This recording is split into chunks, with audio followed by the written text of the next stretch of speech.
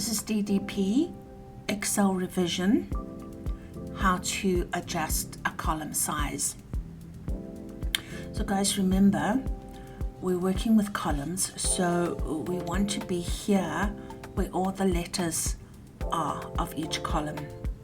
Then you're going to position your cursor between the column that you want to adjust and the column on its right. Once it changes to the two arrows pointing left and right, hold and drag across, and when you've got the size that you want, you just release.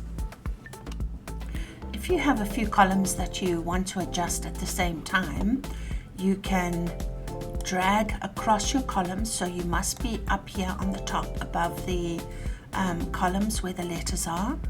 Hold and drag across all the columns that you want to adjust.